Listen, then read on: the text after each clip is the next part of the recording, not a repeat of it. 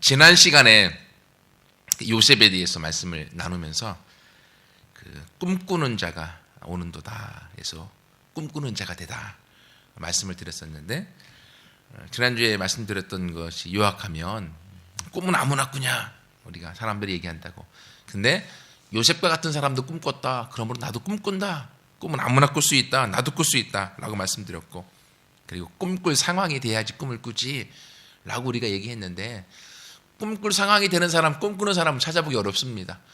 꿈꿀 상황이 되지 않지만 그 어려움 중에 꿈꿈으로 그 어려움의 상황을 바꿔나간다라고 말씀을 드렸고, 내 앞에 큰 대적이 앞길을 막고 있기 때문에 어떻게 꿈을 꾸냐라고 우리가 말을 할 수 있지만, 그러나 꿈꾸기 때문에 그 대적을 뛰어넘을 수 있고, 꿈꾸기 때문에 우리가 그 적들을 무찔릴 수가 있다. 그러므로 우리가 요셉처럼 꿈꾸는 사람이 되자라고 말씀을 드렸습니다. 근데 이렇게 우리가 꿈꾼다고 그 꿈이 다 이루어지면 얼마나 좋을까요?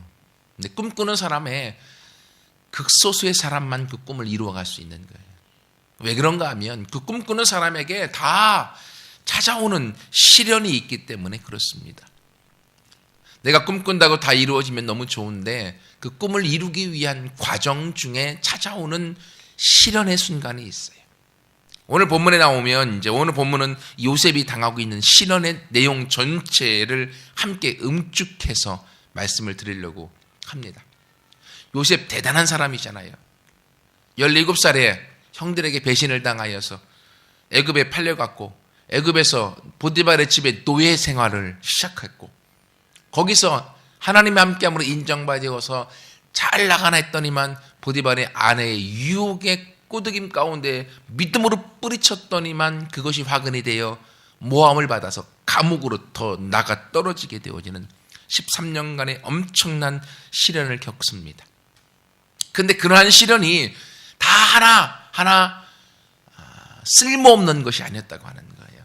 하나님의 계획 속에 그 일들이 진행되어졌던 것입니다. 그러면 이제 말씀을 본격적으로 들어가기 전에, 이런 시련, 꿈꾸는 자에게 주시는 시련이 있는가 하면 우리가 잘못하여서 당하는 시련도 있다고 하는 거예요. 그죠? 내가 안 당해도 되는 시련들, 내가 잘못하여서 또는 부주의해서 당하는 시련들도 있다고 하는 거예요. 근데 이런 시련은 안 당하면 좋습니다. 지난 주가 저에게 그런 시련의 시간이었어요. 왜냐하면 날씨가 많이 추웠잖아요. 엄청 추웠는데 그래도 계속 우리 사택이야 각자 집에서 쓰는 물들이 있으니까 괜찮았는데, 이제 교육관하고 우리 화장실 쪽에는 사람이 안 쓰기 때문에 작년에도 얼었고 재작년에도 얼었어요. 그래서 올해는 좀 안 얼게 해야겠다 하면서 지나다니면서 계속 물을 내려서 지금까지는 얼지 않았었는데, 지난주 목요일 날, 수요일 날 밤에도 제가 물을 내리고 갔는데, 목요일 날 새벽에 딱 나와서 화장실 물을 내렸는데 이미 얼었더라고요. 그래서 이게 안 되는데. 그리고 또 교육관 갔더니만 직수 물은 잘 나오는데 더운 물 쪽이 물이 얼었어요. 그러니까 보일러 들어갔다 나오는 물이. 그래서 김 전사님하고 같이 이제 아침부터 대대적인 공사를 시작을 했어요. 그래서 보일러 들어갔다 나오는 모든 선을 다 이제 그 스티로폼하고 다 떼어내고 확인했는데 이상이 없는 거예요. 그래서 고민하다 보니까 보일러에서 교육관 들어가는 데 말고 교육관 안에 벽에 냉장고 뒤에서 그 물로 들어가는 그 물 나오는데 거기 뒤에 벽 속에 숨어 있는 거기가 얼은 거예요. 그러니까 이건 어떻게 손을 댈 수가 없겠더라고요. 그 찰나에 제가 이제 화장실에서 열심히 녹이다가 갑자기 벽 속에서 푹 소리가 나더니만 벽에서 물이 나는 거예요. 그래서 벽 안에가 터져서 이건 우리가 손볼 게 아니다. 그래서 이제 설비업자 불러서 그거 확인하고, 그리고 그 해변기 갖다가 이제 거기 뚫어서 이제 다 해갖고 마무리 작업해갖고 이제 해결해 놨어요. 그래서 됐다. 그래서 이제 아예 안 얼게 해야지 하고 이제 목요일날 밤에 아예 그 라디에이터를 화장실에 갖다 놓고 틀어놨어요. 그리고 저기 교육관에다가 이제 물을 좀 똑똑똑 떨어지게 해놨어요. 이젠 괜찮겠지 하고 금요일날 이제 새벽에 딱 나왔는데 보니까 또 얼은 거예요. 막 캄캄한데 이번에 봤더니만 직수 자체가 다 얼어버렸어요. 화장실도 전체가 다 얼었고, 그리고 교육관에 나오는 아예 찬물부터 다 얼어버린 거예요. 까마득해서 이제 새벽에 이제 여기 계량기 쪽에 얼었는가 아무리 갖다가 이제 가스 갖다가 녹여도 안 되는 거예요. 그래서 그제 왔던 설비업자 또 불렀어요. 와서 다 했는데도 못 찾고 이건 안 되겠다고. 이거 아마 벽 속에서 얼은 것 같아갖고 해결 불능이라고. 그래서 3월달 내내 이제 녹을 때까지 이제 기다려야 될 것 같다고. 알았다고 이제 갔어요. 그래서 이제 교육관 폐쇄해야겠다. 이제 밥도 다시 옛날처럼 사택에서 먹어야겠다. 이제 고민하면서 이제 자포자기하고 있었어요. 왜 그럴까? 그래서 고민의 속에 하나님 내가 뭘 잘못해서 그런가요? 막 아무튼 이 생각 저 생각 다 하다가 아무튼 점심때 넘어 있는데 그 설비업자가 다시 왔어요. 다른데 두 집 갔다가 이제 물을 녹이면서 보다 보니까 자기가 한 군데 안 본 데가 있대요. 그것 좀 봐야겠다고 옥상에 옛날에는 다 물통이 있었잖아요. 물탱크가 있어서 옥상에 내려왔다가 옥상에 다시금 내려오는데 거기를 안 봤는데 보니까 거기가 얼은 거예요. 그래서 다 해갖고 거기를 뚫으니까 물이 다 나와버렸어요. 그래서 오늘 점심을 사택에서 먹어야 될 건데 아무튼 이제 교육관에서 먹도록 다 돼 있습니다. 이번 과정을 겪으면서 하나님 내가 뭘 잘못했는가요? 나를 깨닫게 하기 위함인가요? 근데 그것보다는 결론적으로 내가 부주의해서 그 설비업자 말 듣고 라디에이터 갖다 놓으면 안 얼겠지 해놓고서 라디에이터 틀어놨어요. 근데 물을 더 졸졸졸 흐르게 하는 걸 계속했어야 되는데 그냥 이거면 되겠지라는 마음으로 그걸 화장실 물을 안 열어놨어요. 흐르게 안 해놔서 얼은 거고 교육관에 이제 물을 이제 흐르게 했는데 똑똑똑똑 떨어지게 주르륵 흘려야 되는데 너무 물값이 아까워서 조금 적게 틀어놓은 게 화근이 됐던 거예요. 그래서 어제하고 그제는 이제 춥건 안 춥건 관계없이 그냥 물을 계속 틀어놓고 있어요.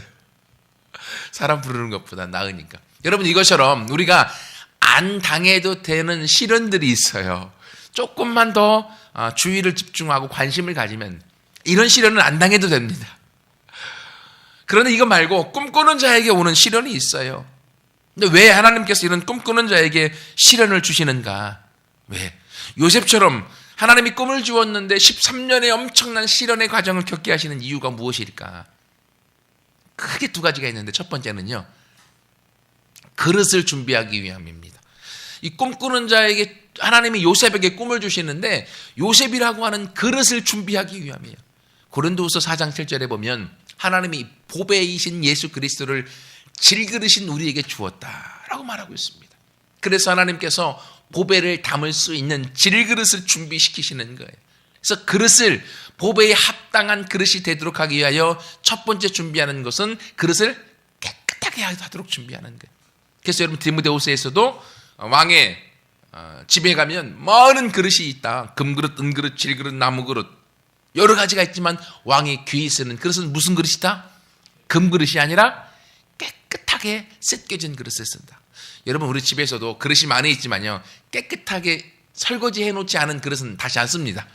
설거지가 되어야만 쓰는 거죠. 그래서 하나님께서 우리에게 보배를 가득 담겨주기 위하여 보배하게 되도록 하기 위한 깨끗하게 준비하는 과정이 있는 거예요. 그래서 우리 가운데 나도 모르게 묻어있는 찌꺼기 그리고 설거지되지 않은 것, 잘못된 것, 거짓된 것, 부패한 것, 썩은 것, 세상적인 것들을 다 씻어내도록 하기 위해 하나님께서 시련의 과정을 주시는 거예요.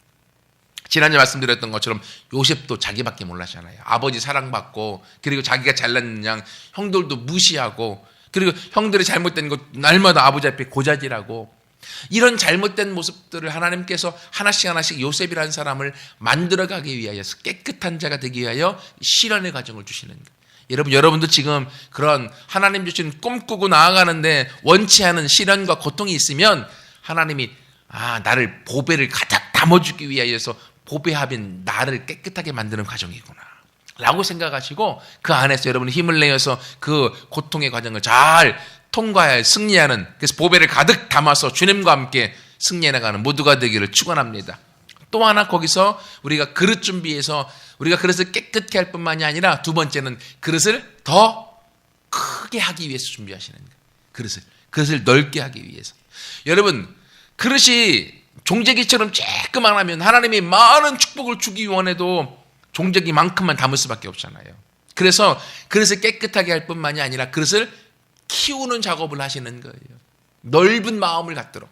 그래서 바울이 고린도 교회에 편지를 쓰면서 고린도후서 5장에 보면 너희가 나를 향하여 마음이 좁아졌다. 너희 마음을 넓혀라. 바울이 얘기하고 있습니다.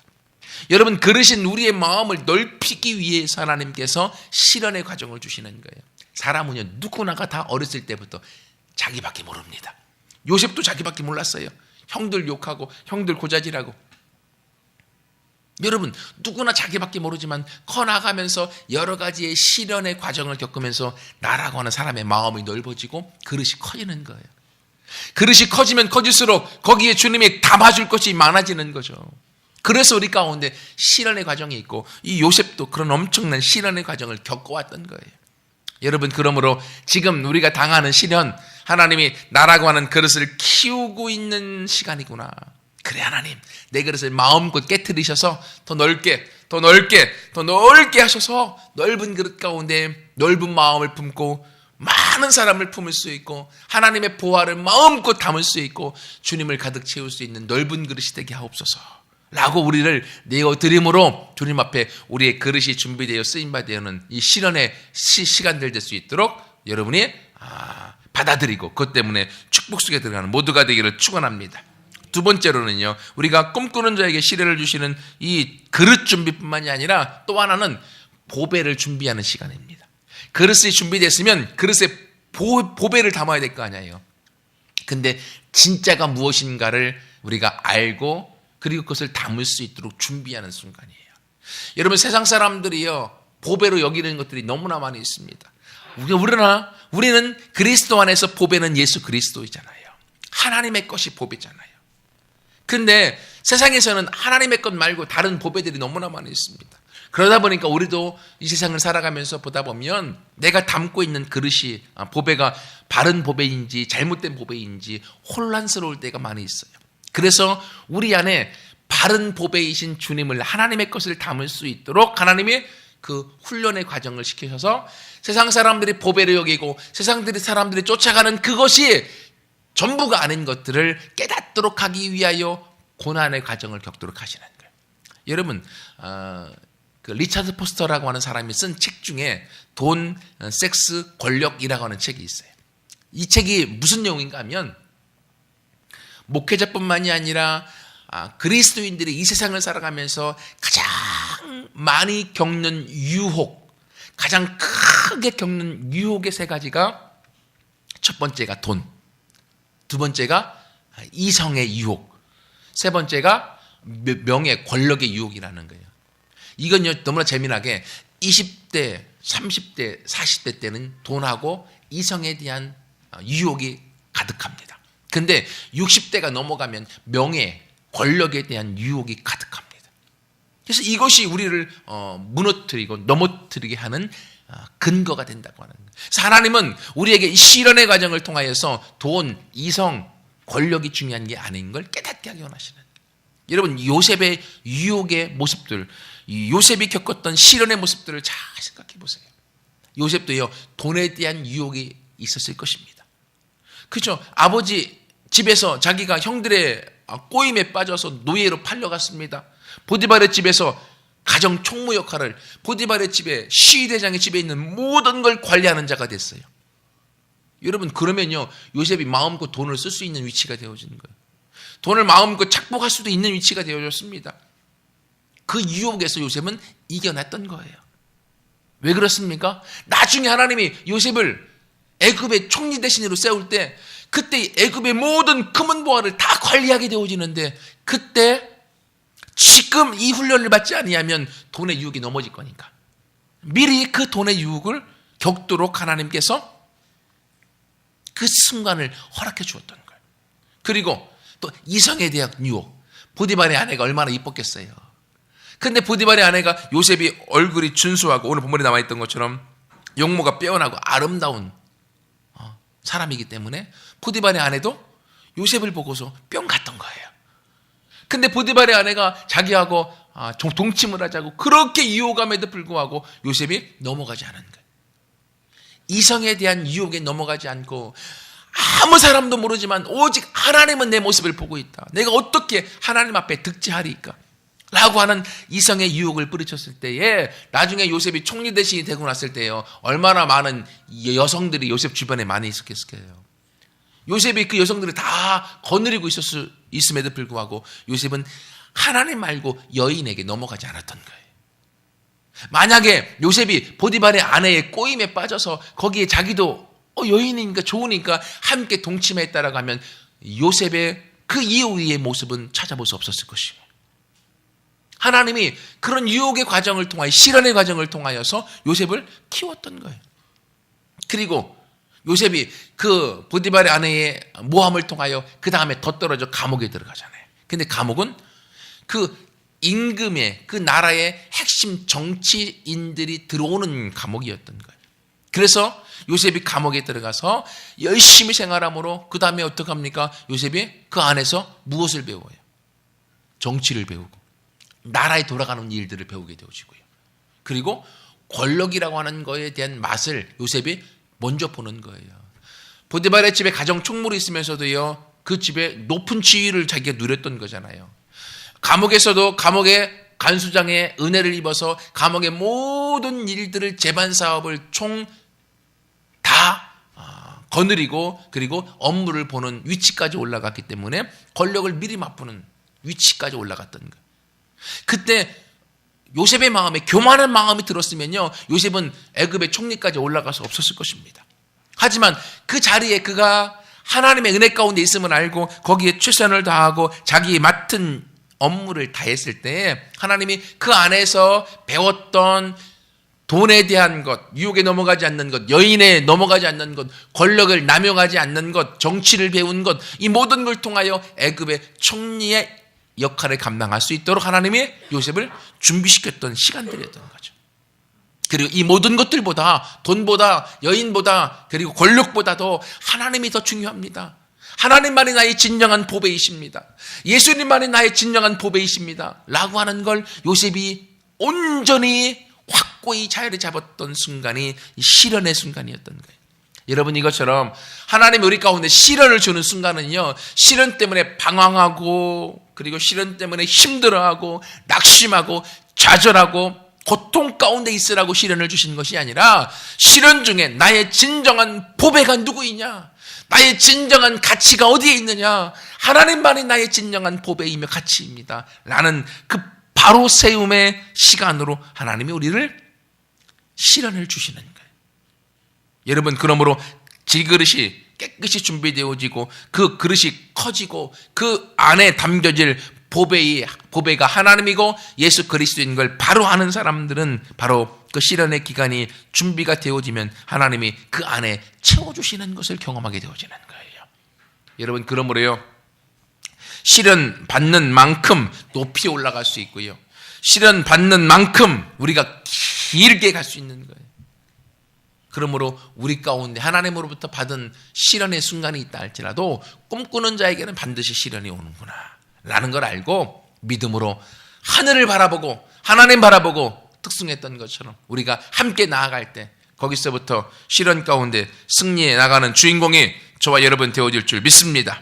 그리고 마지막 세 번째로는요, 이렇게 꿈꾸는 자에게 시련을 주시는 이유를 말씀을 드렸는데, 그러면 그래도 하나님 시련이 너무 힘듭니다. 어떻게 시련을 이겨나갈 수가 있을까요? 라고 우리가 반문할 수 있습니다. 그러겠죠. 시련 중에 우리가 어떻게 이겨나갈 수 있을까? 여러분, 그건요, 우리가 이겨나갈 수 있는 것이 아니라 하나님의 은혜가 그 안에 있기 때문에 이겨나갈 수 있는 거예요. 오늘 본문에도 보세요. 요셉이 보디발의 집에 이제 노예로 팔려 들어갔습니다. 2절에 여호와께서 요셉과 함께 하심으로 그가 형통한 자가 되어 그의 주인이 애굽 사람의 집에 있으니 여호와께서 함께 하고 있는 것을 보디발도 알아서 그를 가정 총무에 세웠더니만 하나님이 그 보디발의 집에 요셉이 하는 모든 일과 보디발의 집에 은혜를 더하는 것을 보디발이 경험하게 되어지는 것을 우리가 보게 되어집니다. 여러분, 여기서 잘 생각해 보세요. 요셉이 지금 보디발의 집에 노예로 있는 환경과 상황은 바꿀 수 없습니다. 그러나 자기가 노예로 있는 상황 중에 최선을 다하고 하나님을 바라보고 하나님의 은혜 가운데 같이 하고 있는 것을 그가 경험하면서 하나님 앞에 최선을 다할 때 요셉의 지위가 바뀌어지고 상황이 바뀌어지는 걸 경험하게 되어지는 거죠. 그 다음에 요셉이 감옥에 들어갔습니다. 모함을 받아서. 자기가 지금 감옥에 있는 환경과 상황은 바꿀 수 있어요? 없어요? 바꿀 수 없어요. 하지만 감옥이라는 상황에서 요셉이 하나님 은혜를 바라보면서 함께하는 하나님의 사랑 가운데 그 최선을 다했을 때 그 안에서 요셉의 지위와 위치가 달라지고 요셉이 나아갈 수 있는 길이 열려지는 것을 우리가 보게 되어집니다. 이건요, 이스라엘 백성이 애굽에서 나왔을 때도 또 동일합니다. 광야에서 40년 길을 걸었습니다. 40년 동안 광야, 사막이라고 하는 환경은 바꿀 수 있습니까? 없습니까? 바꿀 수 없어요. 바꿀 수 없습니다. 하지만 그런 광야라는 상황 속에서도 하나님이 함께 하시는 은혜를 그가 보는 거죠. 불기둥과 구름기둥으로 더위와 추위를, 온도를 맞게 해주시고, 그리고 먹을 것이 없을 때 만나와 메추라기를 통하여서 먹을 것을 채워주시고, 목마를 때에 쓴물은 단물 되게 하시고 반석에서 물이 나와 먹을 수 있도록 해주시는 순간순간에 하나님의 은혜가 우리 안에 있는 걸 알게 되어지는 거죠. 그러면 광야라고 하는 상황은 바꿀 수 없지만 그 안에 하나님이 내 안에 은혜로 같이 하고 있다라고 하는 은혜를 바라보는 자는 가나안을 얻을 수 있는 거예요. 그렇죠? 그래서 은혜를 바라봤던 여호수아와 갈렙은 가나안을 얻었던 거잖아요. 하지만 은혜를 바라보지 아니하고 그 광야라고 하는 상황과 환경을 바라보고 낙심하고 좌절하고 불신 가운데 있었던 사람들은 광야에서 다 죽었던 거잖아요. 요셉은 보디발의 집에 팔려간 노예, 갑자기 아버지의 엄청난 사랑을 받고 가장 좋은 옷을 입고 살았던 그 상황에서 노예로 팔려가 버린 거예요. 노예가 되어져 버린 것입니다. 얼마나 속에 한이 많고 분이 많고 노함이 많겠습니까? 그런데도요, 요셉은 보디발의 집의 노예라고 하는 상황을 바꿀 수 없기 때문에 그가 낙심한 것이 아니라 거기에 최선을 다했던 거예요. 하나님의 은혜가 같이 하고 있는 걸 바라보고 최선을 다했을 때 환경에서부터 나올 수 있었던 것이죠. 여러분, 어쩌면 우리가 지금 경험하고 있는 우리의 상황과 환경 바꿀 수 없을 수 있어요. 그죠? 바꿀 수 없습니다. 돈이 없는 상황, 가정에 어려움이 있는 상황, 이 상황은 이스라엘 백성이 애굽에 들어가 있는 상황처럼 요셉이 보디발의 집에 노예로 있는 것처럼 바꿀 수 없을 수 있습니다. 하지만 그렇다고 끝이 아니에요. 거기에 여전히 하나님의 은혜가 있는 걸 보는 것입니다. 여전히 하나님의 은혜가 같이 하고 있고 여전히 하나님의 사랑이 함께 하고 있는 것을 아는 자는 하나님을 바라보고 하늘을 바라볼 수 있습니다. 그 사람은 그 상황에서부터 벗어날 수 있는 하나님의 열어주시는 길을 보게 되어지는 거죠. 여러분, 그러기 때문에 우리가 어떠한 시련 가운데 있다 할지라도 거기서부터 벗어날 수 있는 길을 보게 되어지는 겁니다. 제가 TV를 보다가 한 영어 속담이라고 하는데요, 그걸 제가 딱 들었습니다. 그게 무슨 내용인가 하면, 나에게 주어져 있는 환경을 바꿀 수 없다면 나의 태도를 바꿔라. 근데 이 말이 성경 말씀과 똑같은 거예요. 내가 지금 겪고 있는 상황과 환경을 바꿀 수 없다면 바꿀 수 없죠.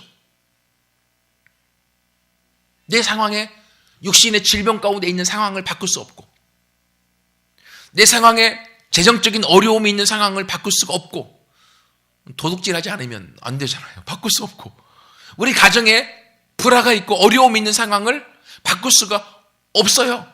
그러면 어떻게 해라? 그 상황에 불평하고 불만하고 그리고 저주하고 낙심하고 좌절하지 말고 내 마음의 태도를 바꾸어 그것을 대하는 생각을 바꾸라는 거예요.